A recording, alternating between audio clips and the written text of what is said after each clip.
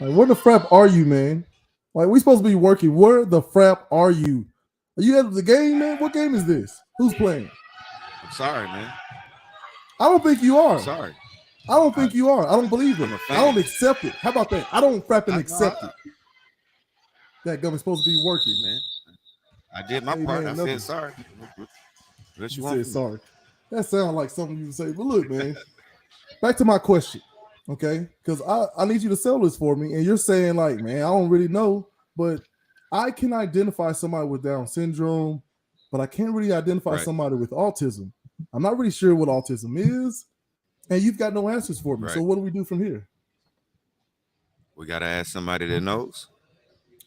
I would assume. Like, you act like we just know people who know things about autism, but like, whatever, we'll figure something out. Listen, Matter of fact, you know somebody everywhere. I know you know oh, this is somebody. true. This is true. Okay, okay, okay. You know what? I'm gonna get on my phone and see if I can make some calls. I'm gonna figure something out. Yeah, yeah, yeah. Let's do that. Let's do that. Okay, cool.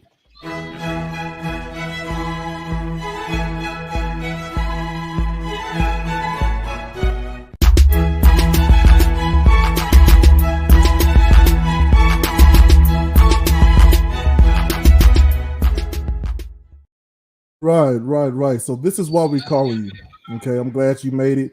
Real quick, I need to talk to the audience though. Them know who the frap are you. You know what I'm saying? So, anywho, hey, welcome back to another episode of That Government Almost Did It, Rich, of Urban Academia. I'm your boy Jay Zilla, and with me I have the wonderful co-host Chulo Rich, and the pretty lady down there on the bottom. Hey, who are you? What do you? What do you do? Talk to us. What do I do? Hi, I am Shadericka, but everybody calls me Drika. I am a vocational instructor slash RBT, and basically, I'm a teacher that teaches vocational skills to children and adolescents and adults that have autism or any special need. And I teach them life skills like how you would do in the community, packing, stacking, sorting. I have an office, I have a wood shop, I have laundry, just basic necessities that they need to gather to help them become more of an independent individual and have Mm, some success out here in the world. So that's basically what I do is the vocational portion. RBT, I do mm-hmm. that in the summer. That is a one-on-one therapy with the individual that has autism to basically help mold their behaviors and just kind of help their skills be more advanced than what they are. So let's say if they couldn't clap their hands, if they were little and they Mm. didn't know how to clap their hands, we would teach them like just very specific skills according to their behavior plans. Okay. Look, so we had the question before we started the show. Like, how do we even, I guess, recognize someone with autism? What is autism? What does it look like? And I guess we'll get into a little bit later, kind of the do's and don'ts. But I was wondering if you can sort of shed some light on that. Well, autism is a neurological disorder. It has to do with the brain, and it really doesn't look the same in not one person. Every individual that has autism is different. So it's just a matter of a professional um, looking at their behaviors in their environments and really pinpointing certain things that they may see that are targeted toward someone that has autism, like hand flapping, rocking, repetitive actions, um, social skills, language skills, like they may have language issues, they may have be socially awkward, but not to that to be confused with someone that's just socially awkward. Like they might be in the midst of other people but not interact. So, it's very particular. You just have to know certain signs and symptoms to look for when it comes to detecting what autism is, because, like I said, it's not the same in any individual that has it. everybody has their own type of autism. That's why it's a spectrum. It's not a particular scientific pinpoint disorder like, okay, they're doing this, that's autism. No, it's a spectrum of it. It goes all the way from mild all the way to severe. So you're muted. Oh, there we go. Thank you. So, how did you? I thought Rich Good was gonna be job, the one to Zilla. mess up. Good job. Yeah. Great Get the job, crap Zilla. out of here. Enjoy your dadgum game while I work. so, so the question is like, how do you recognize it? And so you brought up a good point. Someone who's socially awkward versus someone with autism, and autism itself being on the spectrum. How are you able to say like, oh, this isn't a socially awkward person, or like if I have someone run up to me and like, hey man, somebody get your kid, like what the crap is going on with this kid? You know what I mean? Like, how do we avoid situations like that? And we quickly are able to pick up, oh, someone with autism, their brain just works differently, and they see and their senses are work different than ours. How are you able to tell that? Like I said, it's a matter of studying the behavior of the individual. You really just have to observe the behavior of someone because it's not the same. So, like my son, he has autism. He interacts with children, but he doesn't particularly play with them. He will just be in the midst of them playing by himself. Like they may be playing tag and Wow. he'll just start running too. So it's really just observing someone's behavior. You can't really just have someone come up to you and be like, "Oh, they have autism." You would just Right. have to take some time to really kind of watch the person, be like, "Okay, I'm noticing some certain things. They may um, stare off. They may start rocking. They may start doing some stimming, which is stimming is a repetitive action that they may do over and over and over, Mm. run back and forth, flap their hands, rock, make scripting. A lot of kids script, which is scripting is watching a show. They may watch a show or a movie or something, and they'll be actually playing that in their head and saying the words. Mm. That's what scripting is. So it's just a lot of different things. You really can't just pinpoint, autism right immediately, right away. You really just have to observe someone. Right. What are you saying, Rich? I feel like I do everything she said. So yeah, Right. I guess you can't pinpoint it like. Right. So is it something? So we all have things that we do to kind of calm ourselves down, Right. right? Like since I've got my little scruffy beard, like you'll see me playing with my little strands down here, and Richard catch on to that and then stroke his man beard, make me feel self conscious. But so we all have things that calm us down that we do, Right. and so for them, like that's just another thing, right? The rocking, the maybe singing or even some verbal sounds, right? Right. Everyone has a stem. Some people may tap their pen. Some people may shake their legs. Some people Right. may tap that foot. Don't think you're autistic because you do No. that. Everyone has a soothing Right. mechanism. But with people that have autism, it's heightened. Like it is Mm. continuous, or it's at a level that, it just gets to a point you have to tell that person to calm down. Or we say to little kids, have a calm body. Like if you see me with my son, you'll hear me say, you need to have a calm body or calm down. So, and he'll know to take a deep breath, or you Mm-hmm. just hold them. Or most parents, most teachers have breathing techniques for them to calm down, whether it's a bad behavior. I'm not going to say bad behavior, undesirable, inappropriate behavior, or a stimming type behavior. It's just certain mechanisms. But yeah, there's a just heightened. Their taste is heightened. Their sensitivities are heightened. Everything is heightened when it comes to um, having autism. You can touch them. It may be just the most ticklish thing in the world, and you didn't Oh. like a lot of them have hard times with haircuts because of the vibration. It may scare them. It brings up their anxiety, and that's a tough thing right there. Those haircuts, because in the Black community, a lot Yeah. of Black men, I'm not gonna say they don't understand it, but it's just like you just supposed to sit there because that's what you're supposed to do, and you know how to do it because every kid knows how to sit still, whether they got a disability or not. Mhm. And yeah, they do, but I really wish barbers would educate themselves when it comes to disabilities, because yes, they may know to sit there, but they really have to understand that it may scare them, or the vibrations really really bother them, because their Mhm. senses are on another level. And and that's and what I that's try to get across. you're I'm sorry, you absolutely right.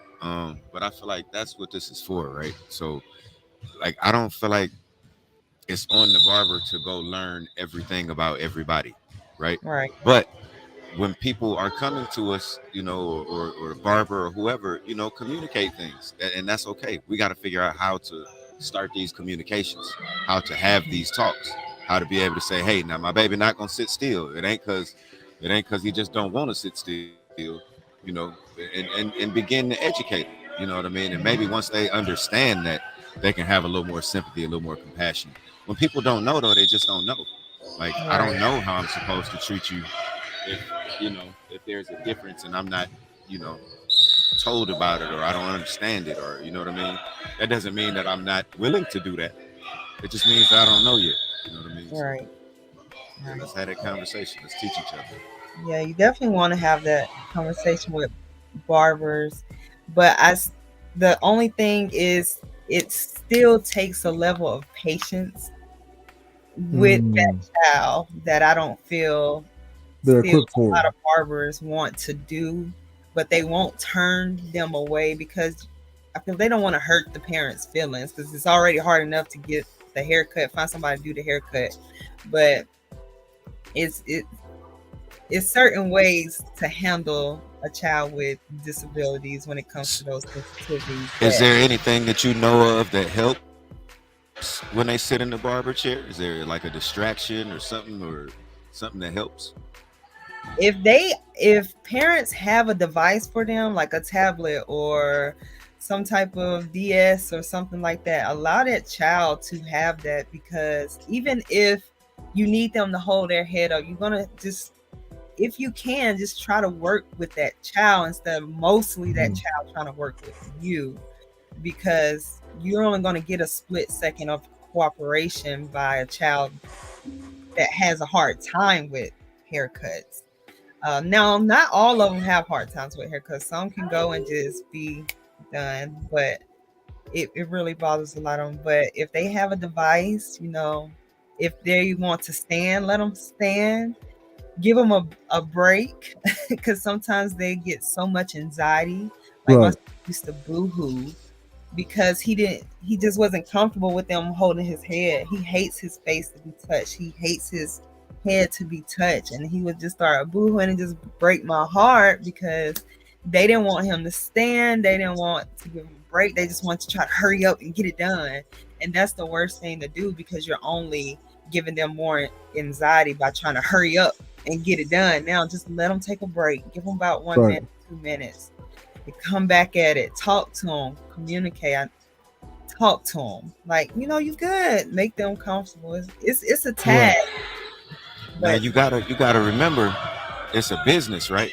So they it looking is. at it like, I need 15 minutes. I need a new client in my seat, right? So Right. maybe we need an autistic barbershop where we have a little more time and we have a little more patience and we have a little, you know what I mean? Maybe we need to set up something like that. Right. And there are some barbers out there that specifically just do individuals with autism. I know I reached out to one lady on Instagram, Jelly Hmm. Robertson. She's supposed to be coming here to Huntsville to cut my son's hair, and she's solely cuts individuals' hair with special needs, not just autism, but just special needs. And In general. lets them run around, and she'll, chase them or they can sit, or they can color while she's cutting their hair, just all kind of things so they can get the best haircut they can. But I mean, us parents do understand if we take our child to a normal barbershop that they're not going to be able to stand up and do this and do that. So I mean, we are willing to work. We do work with the barber and try to get our Mhm. child to be still. But those that we know that can't, we not, of course, not going to take them to the barbershop. So Right. So if you're just joining us, we're talking autism. Let's take a quick video, and then you let us know whether or not this rings true. Okay. And forgive the dogs.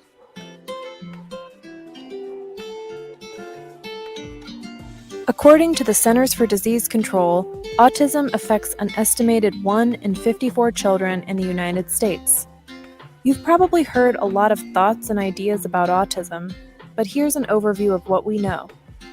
Autism, autism spectrum disorder, or ASD, is a neurodevelopmental disorder that affects a person's social and communication abilities. Persons with ASD also have areas of strong interest and sometimes have repetitive behavior and sensory sensitivities. Autism is sometimes associated with strengths in the areas of visual memory, music, art, math, and science. But each person with ASD is unique. Autism is a spectrum disorder and varies significantly from person to person. Some people with ASD may require significant support in their daily lives, while others may need less support, and some live entirely independently. Changes in brain development associated with autism begin during the prenatal period. These changes are associated with differences in genetics. It is possible to diagnose ASD when a child is between 18 and 24 months of age. Early behavioral intervention helps children with autism learn to communicate and socially interact and has a significant impact on long-term outcome. Okay. So did that? What do you think? Was that fair? Like, is that a yeah, good overview? absolutely.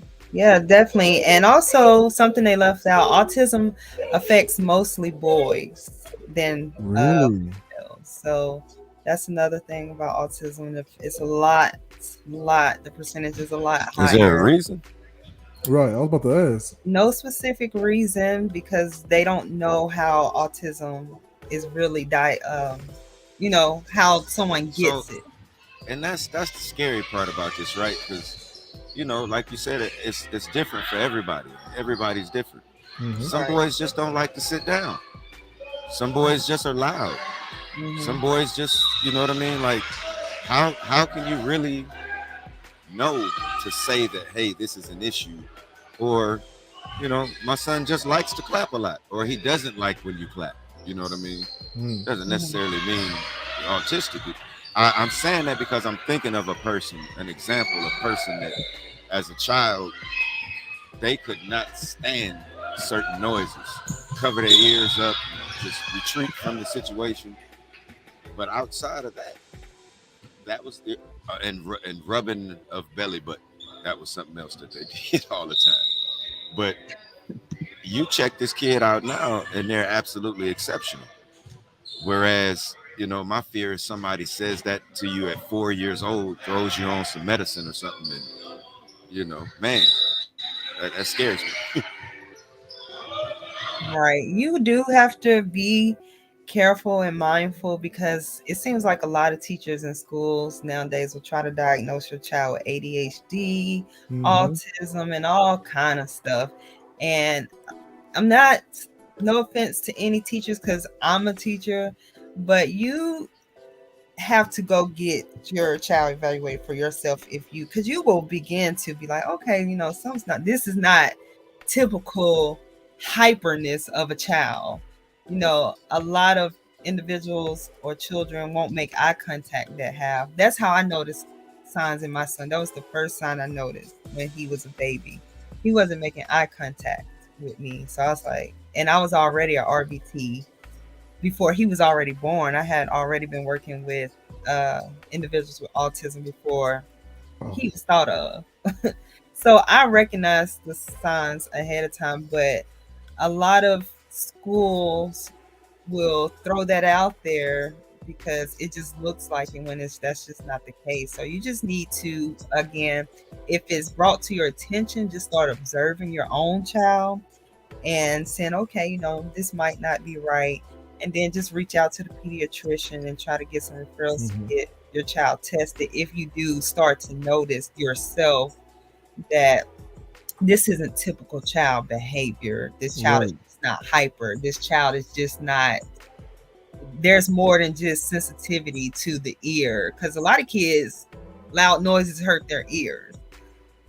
So, there's just more to it. You just have to be aware. Right. So I think that can be scary, especially for parents, because we get asked a slew of questions whenever we take our children to the pediatrician. And I think a lot of that, can kind of skew the results because we don't want to believe that there's something wrong with our child. Right.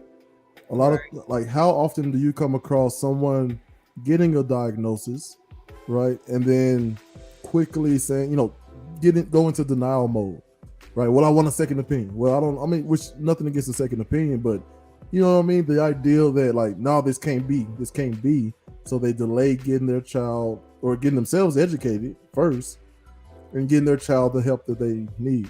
Is that something you run across? No, not personally, only because I work in a clinic and private school for just individuals with autism.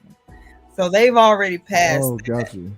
Yeah. So I don't work in like a public school or anything like that. But I was an in-home therapist for children, and there was a lot of in denial parents of not autism, but just certain stuff, ODD, ADHD,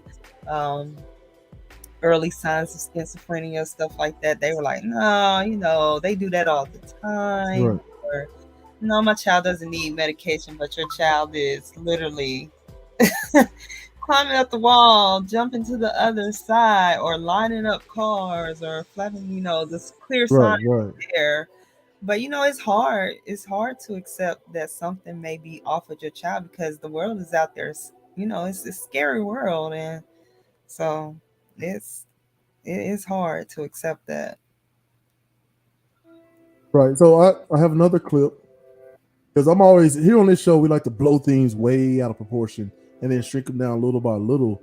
But I like looking at things just another layer closer. So as far as how autism works, I would very much like to see, while I have you here, whether or not you agree with this next clip. So let's take a listen. The senses constantly send information to your brain about your surroundings and other people. However, when a person's brain and its senses don't communicate well, the brain can become overwhelmed and confused, affecting how they see the world. Picture yourself walking down the street.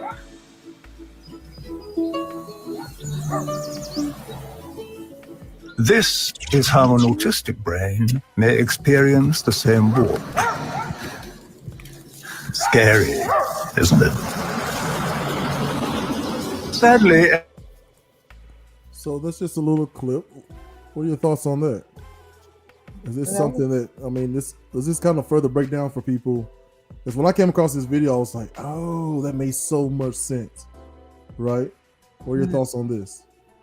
So it made it seem like the world was blurry for them? Well, no, not blurry, just extra sensory. So like the lights, they show of course, this is all like, the far extremes of things, but like the lights are brighter than it is for us. The balloon itself looked like it was bigger, and like the sounds were more intense. Like these are just like extreme examples. Right. But do you come across examples like this where you may be talking in a normal voice, but an autistic person may, hey, too loud. You know what I mean? Yeah, like one of my students right now, when they transition to my class, there's another student that's coming from therapy services. So he comes through a certain door, and that other student knows he's coming, so he'll walk around like this. because just that slight noise of that door shutting, which is not, it's not loud at all. It's super loud to him, and he said it hurts his ears. Wow. Okay. So, and like for my son, crying hurts his ears. He can't stand it. So, a child that's hysterically crying, it annoys us, Right. but it hurts his ears, and he starts to cry. So, the sound, yeah, senses are very heightened. That's why you have a lot of picky eaters, and not just like people say, "Oh, I'm a picky eater. I don't eat this, I don't eat that," just because they don't like it. No, Right. like it may be a piece of a chip that's, most people eat chips. Right.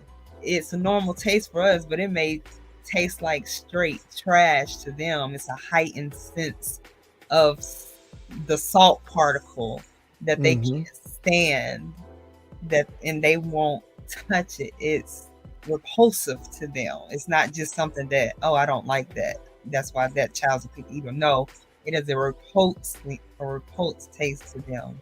So everything is heightened. Like I said earlier, touch. You can touch a kid and they may feel their whole body tickle. That's what the haircut thing, the vibrations, all that is here and heightened to the max for them. So yeah, and that's why they have a lot of anxiety issues and social Mm-hmm. issues, because they're very aware, and they're just, just sensitive to everything. So yeah. Right. So that, man, that's interesting. I couldn't imagine going through. Look, I've been on some stuff before, and I know how crazy it can feel like moving about a city. Right. I mean, sometimes like if someone is drunk or high and it alters your senses, like things can be really nice or they can be really scary. Right. So I can imagine like going through life every day like that. Yeah. So Rich and I last week, I believe, or the week before, we watched a lady who put on these goggles that inverted her vision. And at first, she's clumping around and can't write or drink or anything. But after 3 days, she's able to perform all those duties like her entire world isn't upside down. And then they took the glasses off, and it took her, a little while to get used to it. But the brain made sense of that too. So what, like, sort of like you talked about with the barbers being educated, what can we do as lay people to help, I don't know, unearth, I guess, ways for an autistic person to adjust to everyday life? I would say, of course, go educate yourself, but not everybody's going to go to Google or pick up a book and educate themselves. So I just say, when you do come across an individual, a child, or anyone that is different, don't just be so, don't just stare. If you want to ask, because most of the time parents really don't mind you asking. Like, I have people come up to me and say, oh, they'll kind of hint, like they'll start talking about maybe somebody they know that has autism, and they're like, well, I noticed, your son, he flaps his hand or he runs, and then I'm like, yeah, he has autism. They be like, oh yeah, I thought so. Just kind of approach it in a way. If you're curious, just don't be afraid, and if you are afraid to ask, I mean, all you can do is just be normal. Literally, give me an example. Tell me the right way. Like literally. Give me an example of yeah. Give me an example of, I'm curious because I know, have you ever had situations, and it sounds like you have by what you're saying, but have you had situations where that somebody's looking or staring or having a question but not asking that question, and we could get this over with a quick, easy question, but instead, you're sitting back there wondering and probably saying things that aren't true, this type of thing. Well, me personally, I'm not gonna, if I see someone looking or they, just staring, I'm not gonna approach them like, hey, do you have a question? I mean, it's just not. But don't you think that would help put an end to that? I mean, it might, but who's to say that person is actually, curious? They just may be staring like, what's wrong with the boy or something like that, not care to be educated. Exactly. Oh, okay. I see. Not willing to be educated. Right. Not willing. They staring because he's being different than what they see. Right. So Right. you really go up to someone. But what I do, we only can help ourselves. So I have my child wear a necklace that has the autism symbol, or he may wear an autism shirt. That way they can be like, oh, okay. And that may nudge somebody to go like, I saw this kid doing this in the store and he had on an autism shirt. And then they may go home and look that up themselves. So I just try to bring it to attention in an indirect way. That way I'm not just approaching people like, hey, I saw you staring. Do you got a question or anything? Or, my autism son, shirt. yeah, he wears an autism shirt sometimes, but he wears his necklace all the time.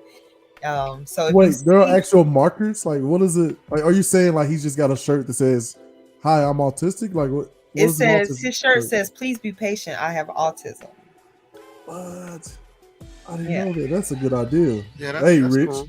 that sounds like That's your cool. contract when we were talking about relationships. Like, I wish everybody could just sign up a contract and say, "Hey, I'm this Just brand like of a name crazy." tag, man. I don't see a problem Yes, with name tags and things like that. right, Like it's a simple thing. Just lets me know what Yeah. stuff is. It's simple. Yeah. right. Yeah, and sometimes my son, he wanders and he'll bump into people, run into people, and because he's completely unaware of danger and his surroundings. So I'm most of the time say, oh, excuse him or excuse us. Most say excuse us because he is me, I am him. I'm his. So I I was that say, way till I was 17, completely unaware of danger. So that's what I'm saying. Like that's not really necessarily that could just. My mother took me to the doctor because she thought something was wrong with me. I kept jumping off the top of the stairs. She took me to the doctor. The doctor said he'll be all right. He knows his limitations. now Now that's that's a different. doctor from. That's different. That's not what I mean when I say unaware of danger. That they're taking risk and just jumping off furniture. That's just being a boy or being a kid. When I say unaware of danger, he's in his own world and he's not aware of anybody around him. He's just wandering and a car may go past and he's in Super Mario World. There's is Got it. blank and he's Got it. just talking, he's scripting, he's walking, doesn't know this person is beside him, don't know that he's walked away from his parents, like that type of unaware of danger, not really taking risk and just being wild or hyper, like he's in another realm somewhere and don't know that the car is coming, or don't know that he's grabbed the hand of another person when the parents back there because he's in video game world or he's in a book he read up here and his eyes are open and it looks like he's looking at everybody, but he's not. He's in his head, or he or she is in their head thinking about something or thinking of a video or replaying a movie script in their head, and they're completely unaware of the world. And that's actually a magnificent thing about people with autism. Even though it's scary, it's really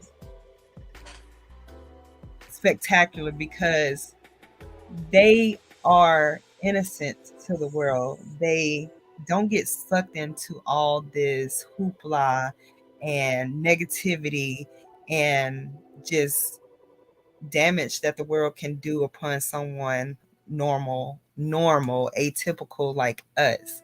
They live the world freely and they remain true to who they are. I ain't gonna lie to you. It sound fun to me. Until you for get them, it All I probably hear is is. fun. Good day. It probably is for them, but it's challenging for us, the parents. Right, and Because we anybody have who to has to be their deal with it. eyes. Yeah, we have to be their eyes. We have to be their ears. We have to mold those behaviors for them to be aware of things, in the world as they get older. Like you can't say it like that, or you can't do that, or it's just a matter. And some autistic parents will say, well, why we can't tell the normal person to not say that, but it's just neither here nor there. It's however you want to go about it. Dealer's choice. Now, so in my house, I tell my girls and my boys all the time, it's not what you hear or see. As long, I mean, you can hear it and see it as long as you're not doing it and saying it. As far as being exposed to things that they're not ready for or shouldn't be exposed to, because I understand that they're going to be exposed to it no matter what. Mm-hmm. What sort of things do you do with your autistic child to kind of, you know, pull them out of their video game world and let them understand, like, have, like, really make them understand, like, this is dangerous and don't do this. You know, how do you find that sort of, I guess, common ground? That's where you have to reach out to sources of ABA therapy and things like that. But if you don't have those means of therapy and RBTs and stuff like that to have sessions to where they may have a picture of a fire and have a picture of just a regular house and a house on fire, and they'll say which one is dangerous, and the child will point to the house with on fire. And that's how you help individuals with autism visualize what's danger and what's not, by providing visuals or because they learn differently than we do.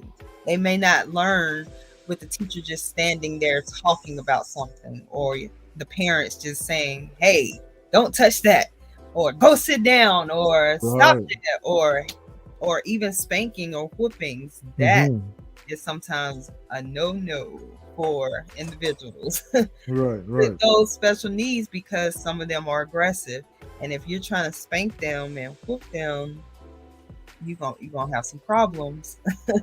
So it's a matter of just providing visuals, paying attention to how they know how to learn stuff and not how you know how to. Like, we provide visuals for Kaden. Like, we set up a scenario, or when in a generalized setting. So a generalized setting is basically taking a problem behavior, inappropriate behavior, and teaching the correct way in the actual general setting. So like right now, Kaden is unaware of when a car is coming. So every time we're out and about to cross the street, about to go into the parking lot, I'll stop at the edge of the road. I'll make him look to the left, and I'll say, is a car coming?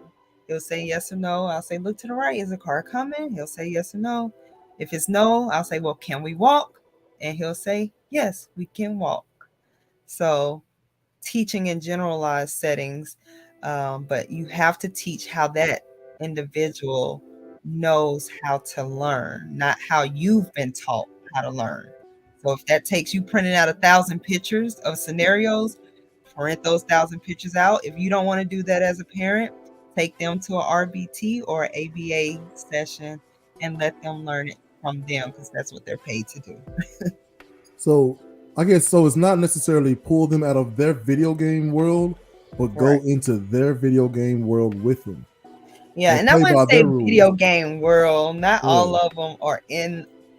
They may be just thinking about something. So pull them out of their world and say, hey, you have to be aware of this person you don't know. You can't grab their hand. And we'll say, well, where are we? And they'll say, oh, we're at school. Like one of my students, he does get caught in his video game world. And he'll start voicing, which is making inappropriate noises or just loud noises. And I'll have to prompt him verbally saying, hey, such and such, where are we? And he'll say, oh, we're at school. And I say, yes, we're at school. We're not playing video games. And that'll prompt him to get back to the task he's doing and not go back into his own little land or wherever he's at. Wow, so that's interesting. Like, that's something we try to do even with our children. If they think it's important, it becomes important to us, right? So I have a commenter. What's up, Miss Glennis? Phil, y'all. She says, when you go shopping and your special needs child decides he or she wants something and you don't want to buy it, how do you stop them from having a meltdown? So this is for all parents, really. That's for all parents. Right. Yeah. Right. You really have to set that expectation ahead of time before you even get in the car and go. And even when you pull up, you remind them of that expectation. So, for example, a lot of kids will want just what they see because it looks fascinating when they see it. So Mhm. you can give them an option before you even get to the store. You can say, first, we use the first and then method a lot. First, we're going to go to the store and I'm going to get this, this, and this. Really make it plain and clear to them what is going to happen. Set that scenario up, set that expectation up. We're going in the store. We're going to get this and this and this. We're not going to Mhm. get any toys today or any candy. Mm. But when we leave, when we get home, if you follow the directions, you can Right. earn your video game or you can earn some candy or I'll buy you a piece of candy if Oh. you allow mommy to get her shopping done. I'll let you have one piece of candy. So it's a matter of setting an expectation, sticking to it strictly, not veering off like, oh well, if it does happen, a meltdown, Mhm. Give in. don't melt Right. down with them. Keep a calm body. Ooh. Don't melt down with them at all. But just set that up because they're very particular.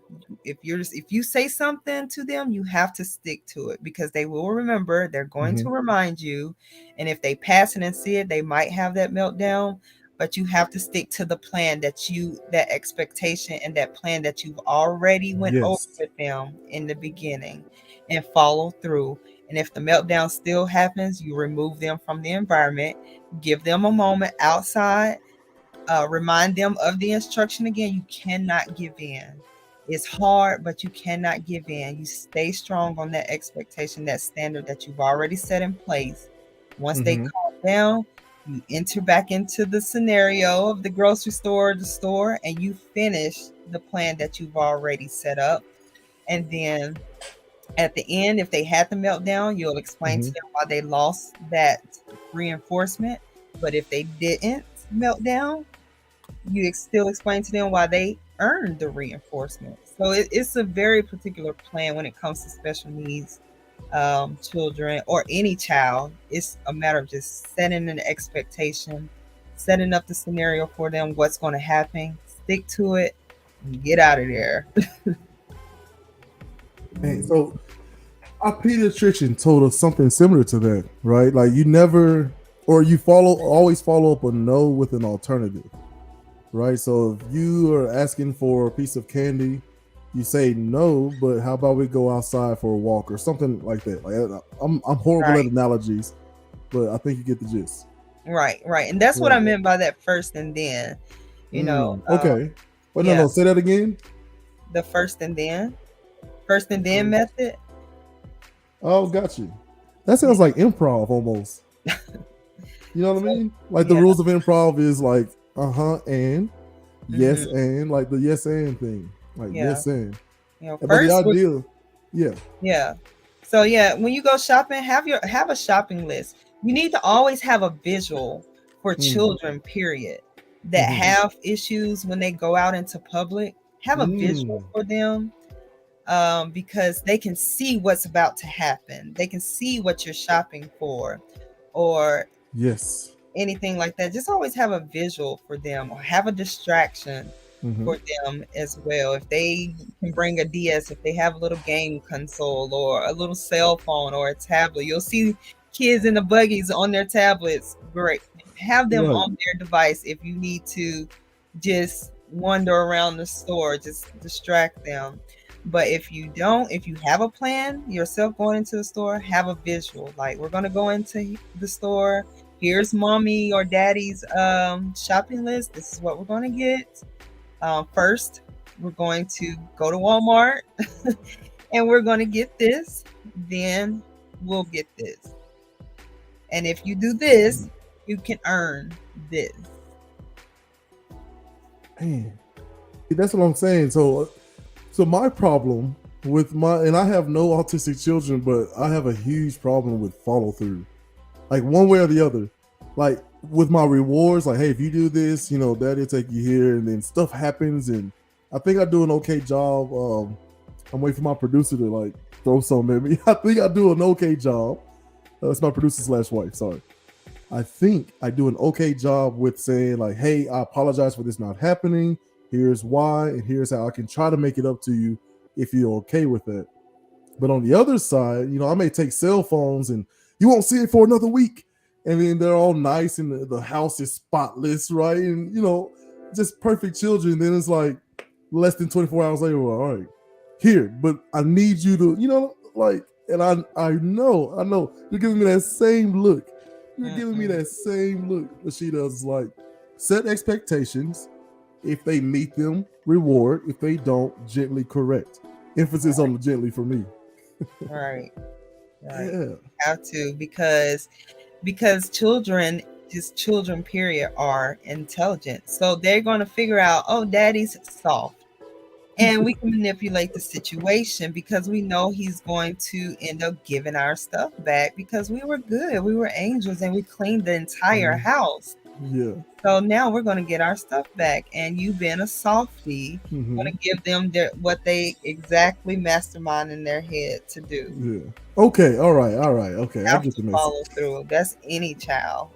Any child. Yeah. But when it comes to a nonverbal special needs child, you have to provide that visual and that follow through because they think how a normal child thinks. They're going to manipulate the situation. Like if I take my son to a new child facility and he knows he can test the workers gangster and see if throw a toy across the room to see if they're going to do something, he'll look at them, and if they be like, no, Kaden, don't do that, it's not gonna work, because I always give him a warning, then I give him a verbal warning. The next time I take it away maybe for a couple of minutes or something. Third time, it's out of here, we're done, find something else. I redirect the whole, you just threw this puzzle, so we're done with the puzzle, you can go read the book, because I gave you your warning. I took it away for a little bit. Now it's completely gone because you could not follow the directions. Right. So find something else. Now let me ask you this. Are you always that calm? Like, is your tone always like that? No. Oh, I was about to say, like, that's a gift. Like, it's my wife, like, so I'm the yeller, right? I'm working on it. But, like, I always start off here, like, okay, girls, boys, here's what's happening. Here's what needs to happen. And like they may like be rolling their eyes or like have like a whatever, and they like set something off, and I just start getting louder and louder, and I feel myself go from here all the way up here, and now I'm like, you know, I'm 6'4", 320 these days, right? And I'm like, my hands are flying over the place, and this sock has been here for 4 weeks. You know what I mean? All this stuff. I'm trying to figure out like, how do I keep the tone, give the directive, and then eject, like get out of there, and then come back and check, and again stick to the program, right? If they met the expectation, reward.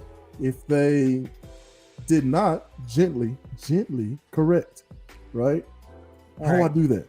Teach me. Mean, us parents, we're humans, just like is it Glynis? Sorry if I'm saying your name wrong. Like she's saying, Glynis, y'all. Just think Alabama. Glynis. Like she was saying, they got spankings. I grew up getting beatings too. We mostly did. And I mean, our parents, you react in the moment. So I'll catch myself saying, no, didn't I tell you not to do that? No. But then once you get that initial reaction out and you catch yourself, then correct yourself. So you react, catch yourself, correct yourself. So if you feel like that reaction wasn't necessary, then catch yourself and correct yourself. Like, okay, look, you know, I told y'all not to do that. And you have, but you still have to keep a tone that's assertive, firm, and with some bass in it. Because if you're just like, oh no, you know, I just, y'all stop that. You know, some people do have their gentle parenting. I have nothing against that. I don't know much detail on the gentle parent. I only can parent how I feel necessary, that's appropriate for my child. Parent how you feel that's appropriate for your child and what your child responds to in a decent manner. So don't go by what other people are doing, because that may not work for you. Timeouts may not work for your child.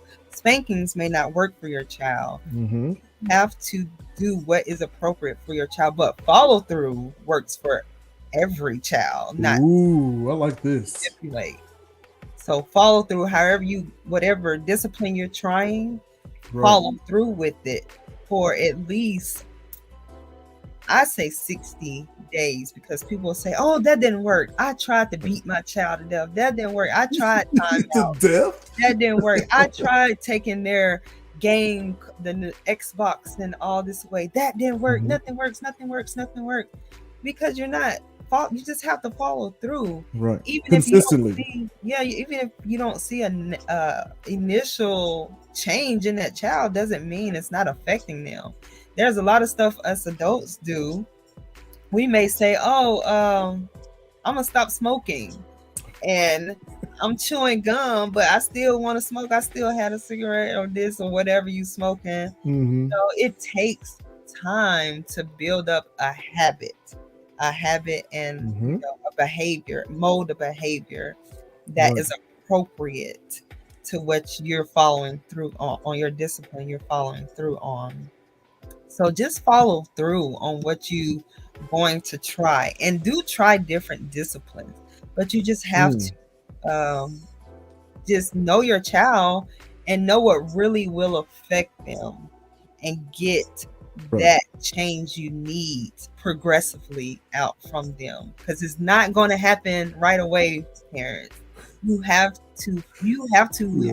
find patience within yourself with your children. Even if you're a screaming parent, you have to understand that your children will begin to only react to you screaming. So if you come at them just saying, oh, out of nowhere, like, oh, it's okay, they're gonna be Right. like, because they're just used to you like, sit down. Right. So if you're gonna change, you gotta progress into something new. Like, okay, mommy's gonna try this way with y'all, and have open communication with children. I always say don't give them too many options, because Yes. a lot of parents nowadays want to say, oh, I like for my child to voice their own options and this and that. No, you're the parent. You're there to raise them. You're there to mold their lives. And then when they get a certain age, they are able to make those decisions. And when they get to a certain age that you feel like they can appropriately communicate to Right. you their wants, needs, and interests, then it makes Right. sense. But if that's not the type of parent you are, then you don't have to give them that open communication. But also don't be so manipulative to where you shut them completely down and they have no say so, and you just do Mm. the old school way, where it's my way or no way. Because Yeah. your child is not going to know how to voice themselves when they get out in the world, because you shut it down at home. I don't need them to. I need them to just do what I tell them. How about that? No. No, I know exactly what you're saying. No, I'm not just when it kidding. comes to that. When you're No. giving them an instruction, they Yeah. need to follow through. But if y'all are actually trying to talk about something, like if they did something in school, they need to explain. You like, no, you need to sit down and do what the teacher say. Like, no, you need to hear what happened from them, and so on and so forth, things like that. So my wife, or sorry, my producer, excuse me, my producer is the queen of that gum. Hey, I'm gonna give you your option. So she's somewhere in the middle, right? Me, I'm more of a do as I say. And then you have other parents who are like, hey, here are 50,000 options. What does little Johnny want to do? Exactly. So my wife is somewhere in the middle, in that she'll say, hey, y'all want to eat upstairs or downstairs? Your choice. But she's laid out two choices. Yes. She's okay with. Right? And that's exactly what I mean. If you want to give them choices, give them a small choice. Don't say, oh, here, just tell me freely this and that, and open-ended. this option. No, keep it narrow for them, because you still want to steer them on a path in raising, when you come to raising your child. So you still want to steer that path. So give them no more than 3 options here. Right. That way they're saying, okay, they feel an importance about them. You're raising them to have confidence in their voice by giving them options. But at the same time, like I said, you're still molding their behavior to, this is all I'm gonna give you, and if you don't want these couple of options, then you have no option, because I am the parent here. Right. And we're not just gonna go all on a whim on these other things that you have going on in your head, because they are inappropriate or they're not necessary right now. So these are your options. If you want that, then that's it. I like it. So going back to you mentioning like the shopping situation, right? What to do, give them things. Like one thing that I've found that have worked with my now 3 and 5-year-old boys is that we do a list, and we do in the car lay out expectations, because my son is like, hey, can we get this? Can we get that? Because we spoil them rotten. But we try to pick and choose when to do that and make sure we're celebrating something, right? We're trying to positively reinforce good behavior, right? And so in doing that, we make our list and we get out there, and then I have them sometimes walk with me. It's like, hey man, help me find blah, blah, blah. Right? Or help me, look, daddy's, I don't know what's going on, man. Can you help me find the milk? Oh, it's back there. Oh, can you show me? Yeah, I'll show you. So now they're occupied and they're on this journey with us versus just being tagged along and not feeling like they're being paid attention to. They're involved. And then, idle hands do the devil's work, as they say down there in the South. I see you, Miss Phil, y'all. No, so so things like that, and the follow through.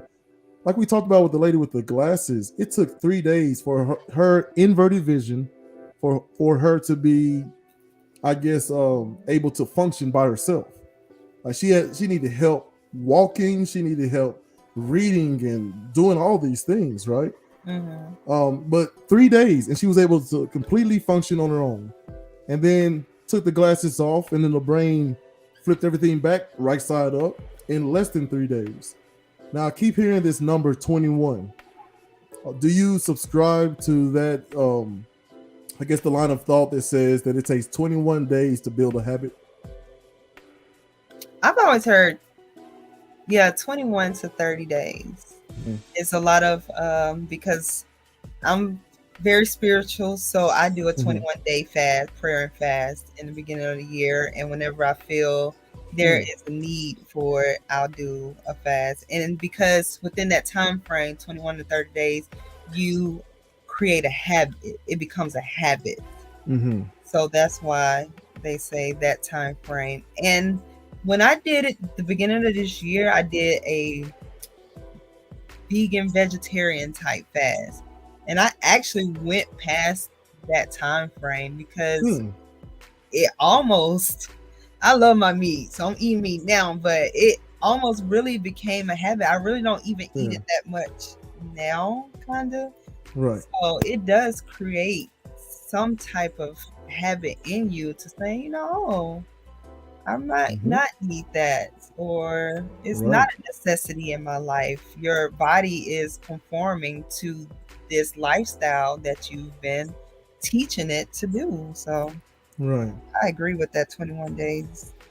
Yeah, which is so when you think about like drugs, I don't mean like marijuana, where we have like most states have legalized it for medical and or medicinal uses, but like the opioid crisis, some of these things, 3 days and you're hooked. That's why they're trying to wither the prescriptions down to 7 days. But studies show that 3 days and you are dependent, right? I had a guy who hurt his back in high school, was on like, he was on a drip at one point, and then he went from a drip to Oxycontin, and they couldn't for the life of them figure out how he got hooked on drugs. Now this was, in their defense, this was 2003, 2004. So it wasn't as widely known, but like it's just incredible. Like when you think of something like the opioid crisis happening, 3 days and you're hooked. The inverted vision, 3 days and a world that's turned upside down, right? I can use a crass example. You know, your boy Iceberg Slim, who's a famous pimp. He says, "How do you train your women?" He said, "Well, you take a hot coat hanger and whip her on her back, and then give her a bath afterwards. A couple of days of that, she'll do whatever you ask her to." I'm just thinking, like, who even thinks like this? You know?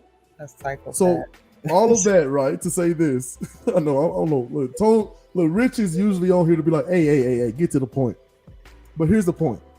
Parents, if you think you can take that cell phone or tablet away one time, you're not thinking about this right? 21 days to build a habit, right?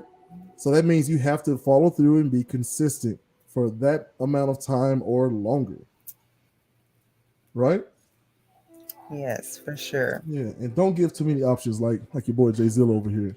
Yeah. But anywho, look, I can't let you go. I'd be remiss if I had, a portion of that the Juice Assist podcast on, and without you giving some shout outs and tell us a little bit about what's coming up here in June next month.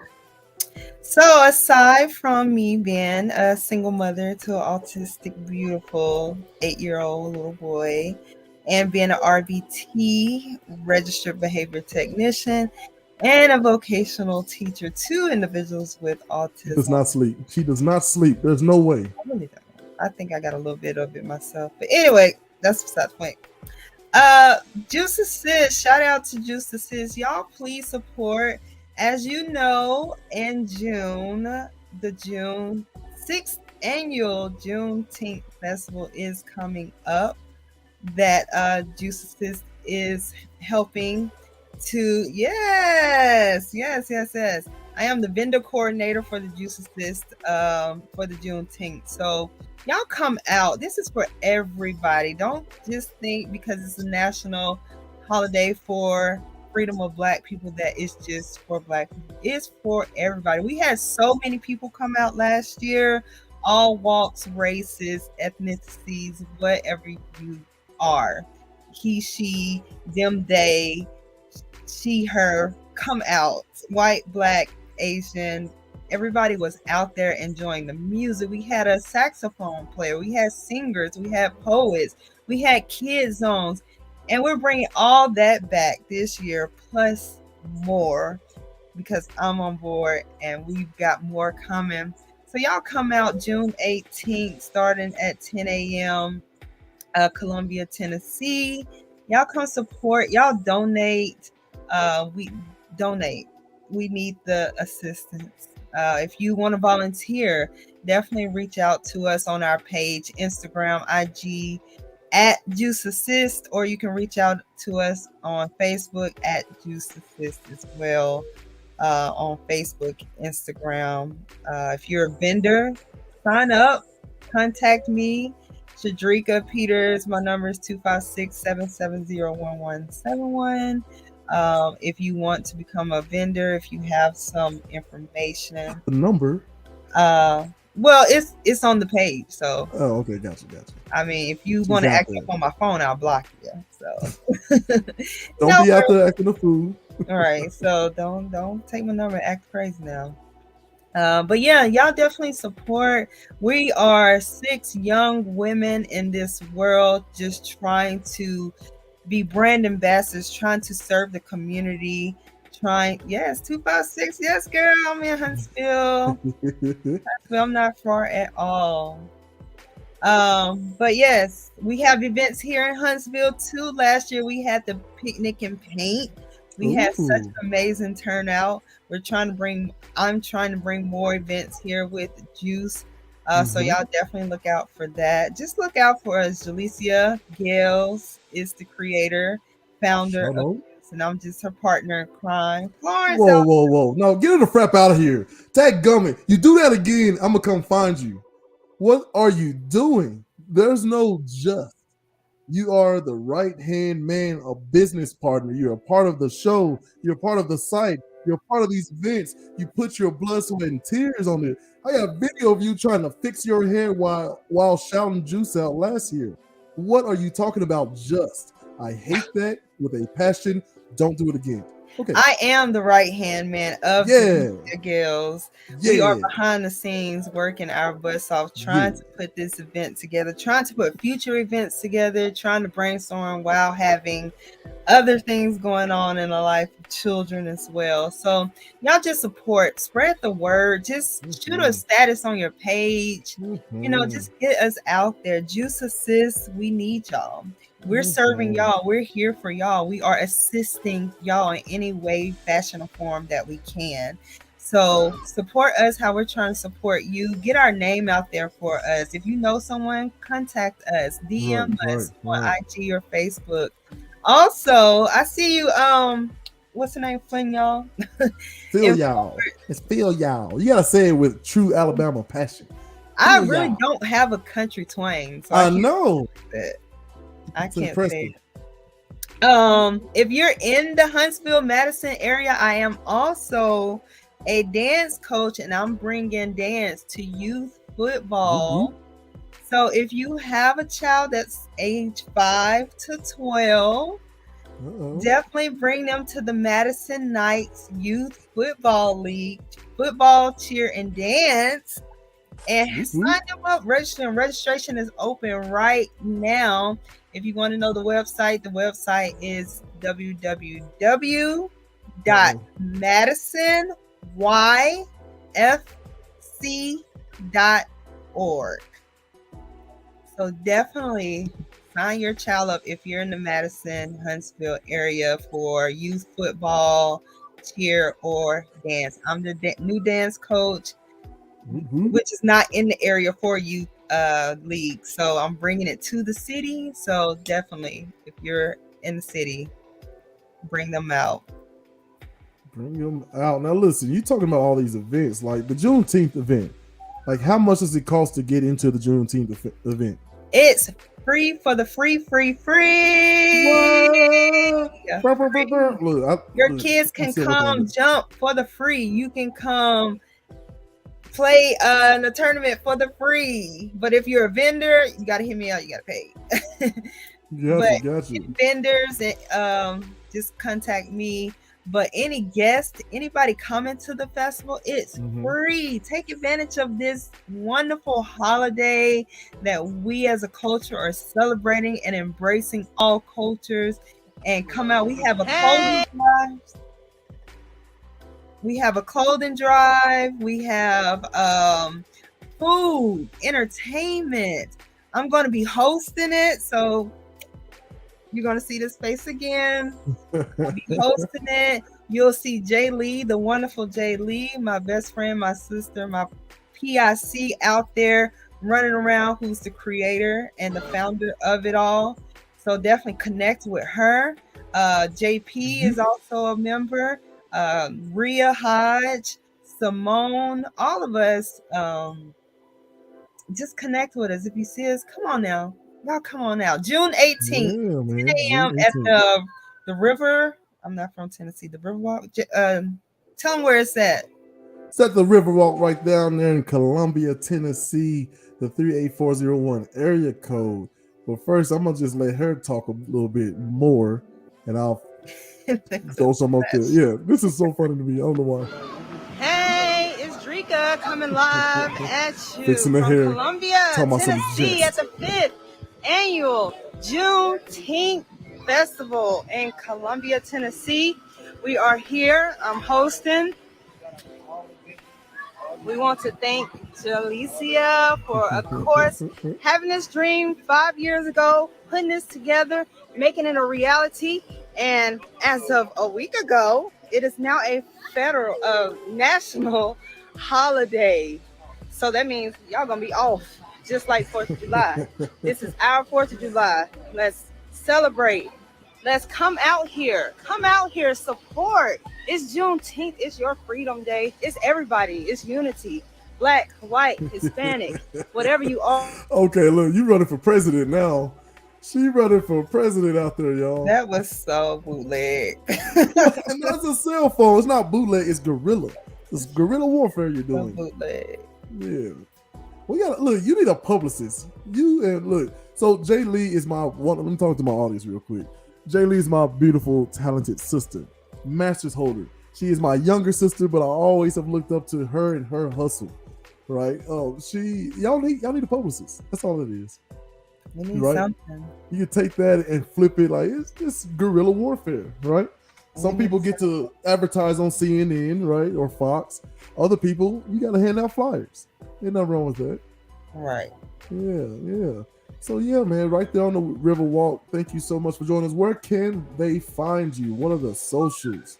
Go. And Miss Phil, y'all, check the comments down there. I just posted. Where is it? It's in there. I promise you. Let's do this one. Bam, right there.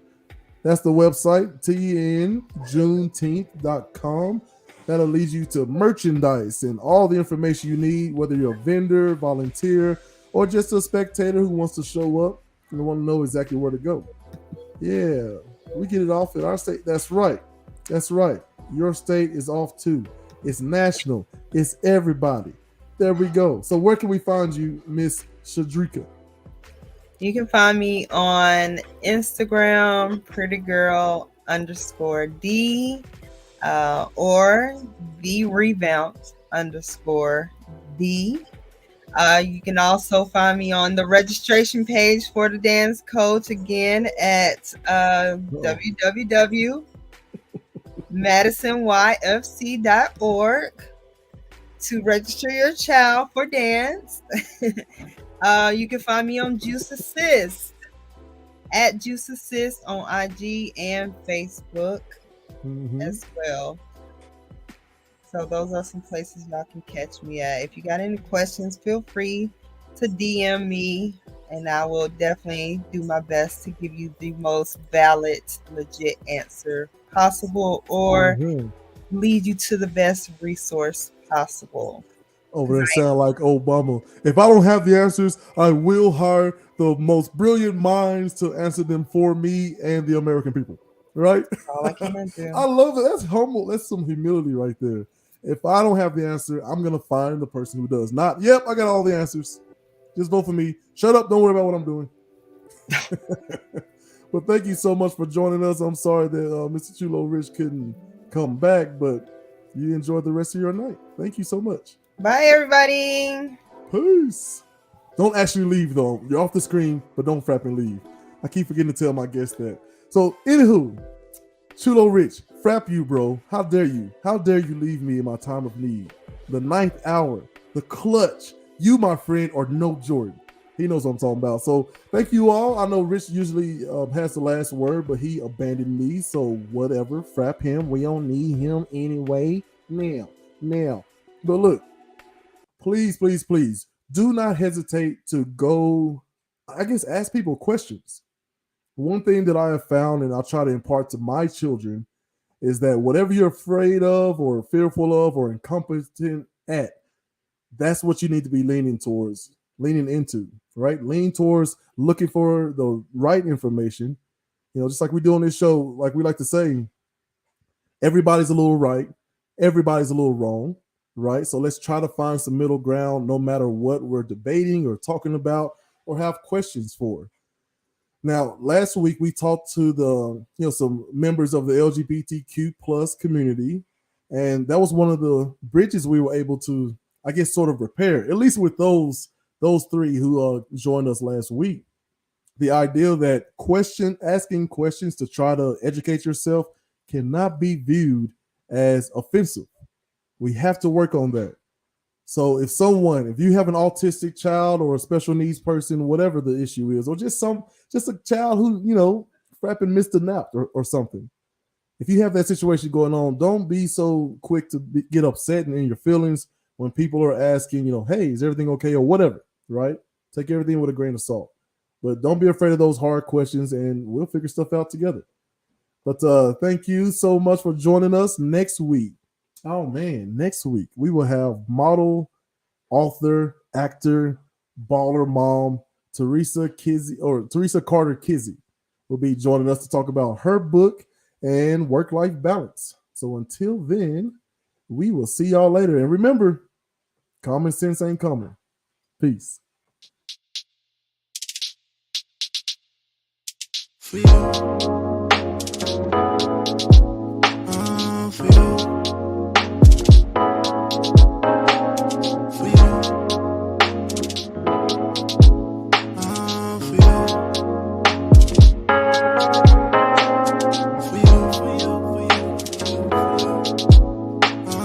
for you.